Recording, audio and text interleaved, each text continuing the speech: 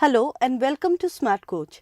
Today in our class of Ancient India, we are going to discuss Jainism and how it developed throughout the centuries. So let me write the topic down.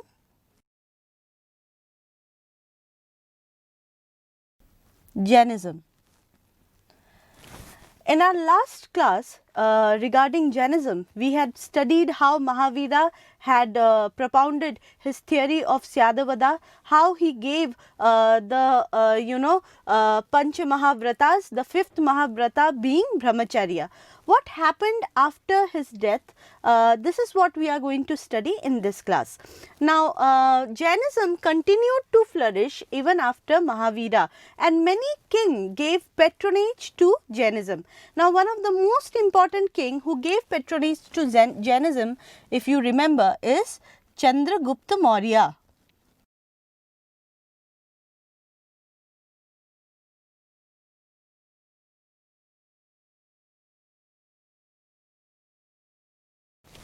Now, Chandragupta Maurya of Maurya, dynasty, he adopted Jainism and he was converted into Jainism by the teacher named Bhadrabahu.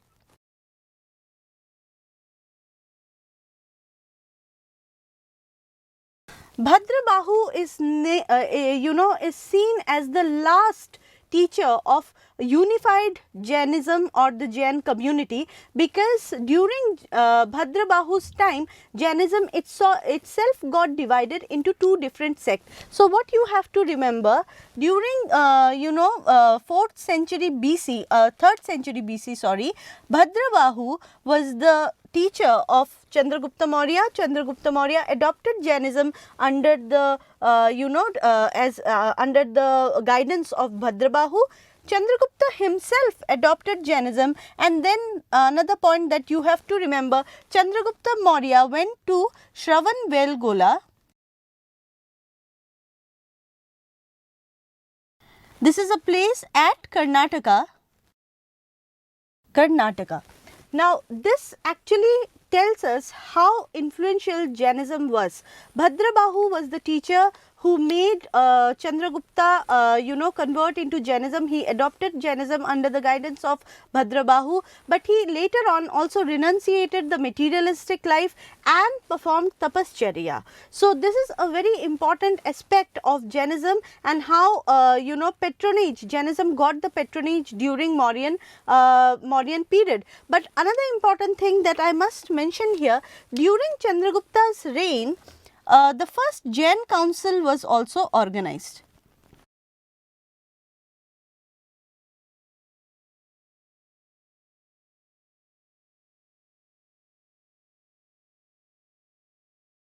Now, it is almost like Buddhist council. The councils usually in a religious community were organized for the spread of the religion, but not only that, if certain code of conduct or some teaching of the monks or sages had to be codified, only then the councils were organized, and the first council was organized at Pataliputra.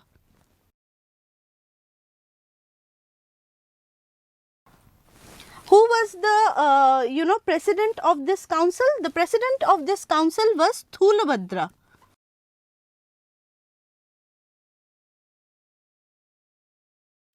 Now, what happened in this council? This is what you have to understand. In this first council, Jainism got divided into Shvetambara and Digambara. So, Jainism itself got divided into two sects.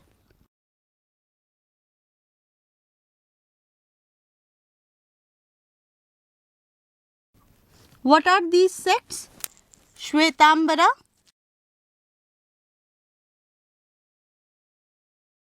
and Digambara.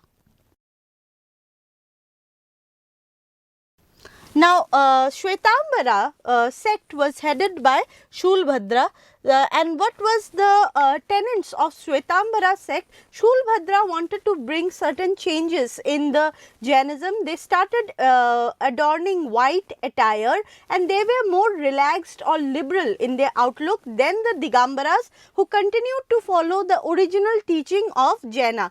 And obviously, Digambara sect came under Bhadrabahu, who was seen as the Kevalin, Shruta Kevalin, the last Shruta Kevalin, okay, of Jainism or the Jainism sect. During this council, another important thing that happened where 12 Angas were compiled. Earlier, there were 14 Pravaras,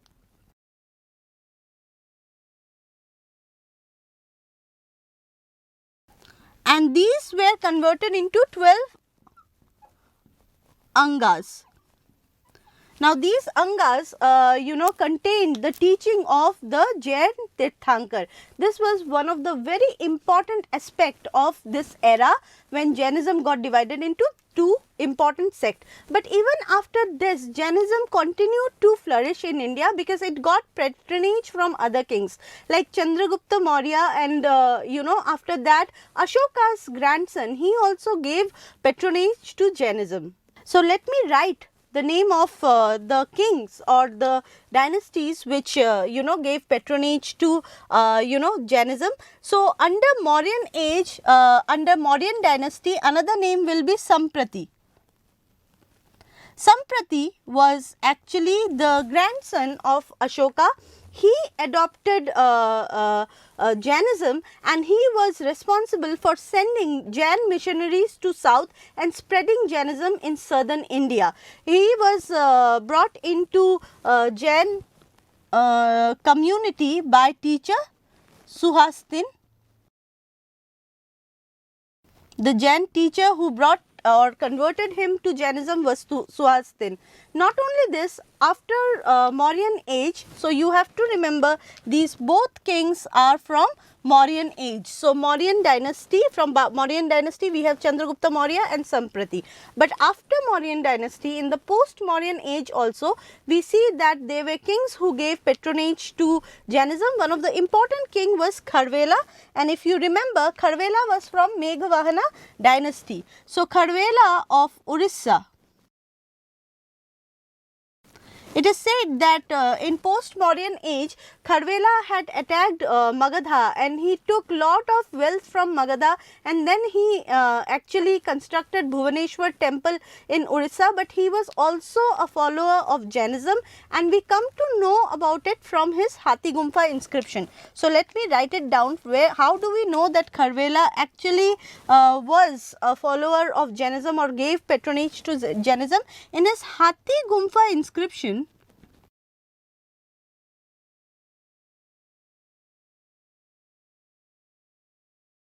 it is mentioned that he donated caves to Jain monks.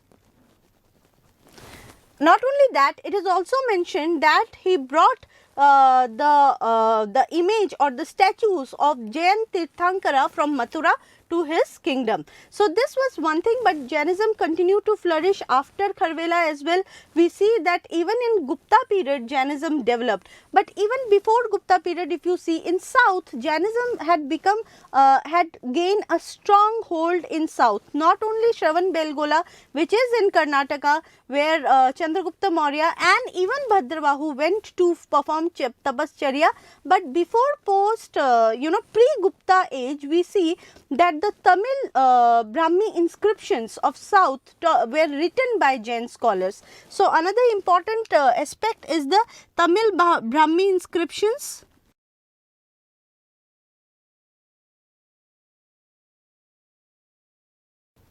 which were written by Jain scholar, is well known, and we know that Jainism was developing during that time also.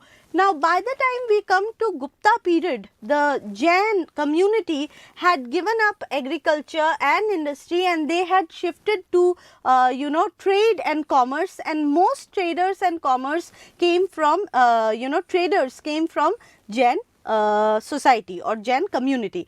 Now, when we look into Gupta age, we find great scholars who wrote great books. A book called Nyayavatara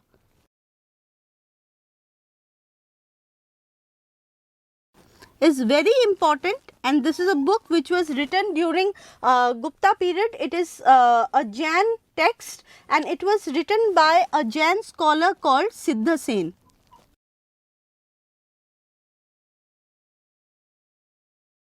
So what do we know in Gupta period as well? This is from Gupta period. So even during Gupta period, Jainism was developing and it was, it was growing.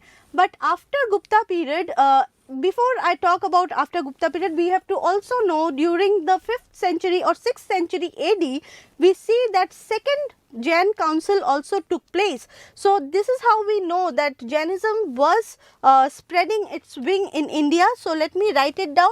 In 6th century, that is somewhere around 512 AD, second Jain council took place.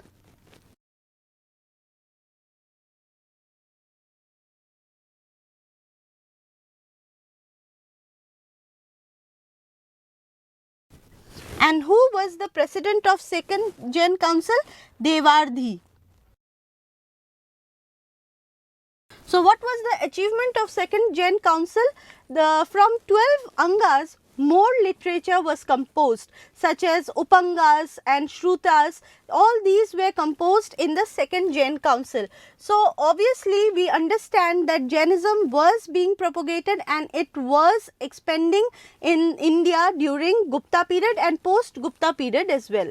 So before I move on to how Jainism developed in the post Gupta period, let me first of all just write the year 521 AD. Okay, it was 521 AD.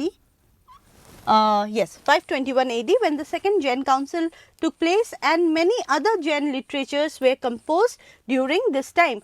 But even in post Gupta period, during the time of Chalukyas, during the time of Rashtrakutas, Jainism got patronage and Jainism continued to develop. Now when we talk about Chalukya dynasty or Chalukya era, we see a famous Jain scholar called Ravi Kirti was associated with the Chalukya court.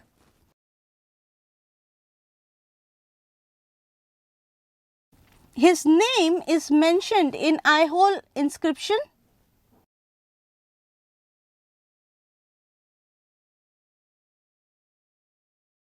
If you remember, Aihole inscription is associated with Pulakesin II. Who is the king? Pulakesin II.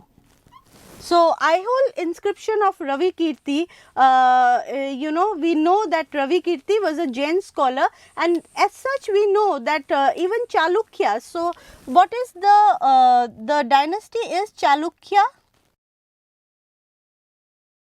Chalukya dynasty who gave patronage to Ravi Kirti. Now, when we talk about Rashtrakutas, obviously Rashtrakutas, they also are famous for patronizing the Jain scholars. So, among Rashtrakuta, one of the important king was Amoghavarsa. He himself was a Jain follower and he followed the tenets of if you remember, he followed the tenets of Syadavada. So, let me write his name, Amoghavarsa. He was a Rashtrakuta ruler who adopted Jainism, but at the same time, the scholars like Jinsena and Gunabhadra also received patronage because they both were Jain scholars. So, let me write the name for you, Gunabhadra. It is Bhadra for everyone to understand. Jinsena and Gunabhadra were given patronage in Rashtrakuta court and you will see that they created the famous Adi Puran, the most important literature of Jains. Adi Puran, which is associated with the life of Mahavira, it can be, it is the one of the famous epic poems. Just like we have Mahabharata in Hinduism, Adi Puran is the canonical text for Jains, and it was written by Jinsen and Gunabhadra, and they were given patronage by the Rashtrakuta rulers. But even after Rashtrakutas, even in 12th century AD, you will see that these Jain scholars were given patronage by the king, and there were Solanki kings like Kumarpala and Siddha Raja who gave due patronage to Jain scholars. So by 12th century we see, I'll write it here, in 12th century also we see scholars like Hemachandra. Let me just underline his name so that you can understand, and this is Adi Puran. This is different, and Hemchandra is the Jain scholar. So let me write it. He is the Jain scholar, and if you remember, the book he wrote was Parishtita Parvana. Now Hemchandra got patronage from Solanki scholars, and if you continue even after 12th century AD, so Hemchandra was a famous scholar and he wrote his book in 12th century AD. So even after that, Jainism continued to prosper, especially in pockets of Gujarat, Rajasthan and South India. Many traders adopted Jainism, and its whole idea of ahimsa was accepted by the people of India, and even today Jainism is seen as one of the philosophies which propagate peace, utter peace among the communities, and it can be seen as one of the philosophies which can solve lot of the problem of humankind. So this was all about the growth of Jainism after Mahavira. I hope this class was helpful for you. We will meet you in another class with another topic.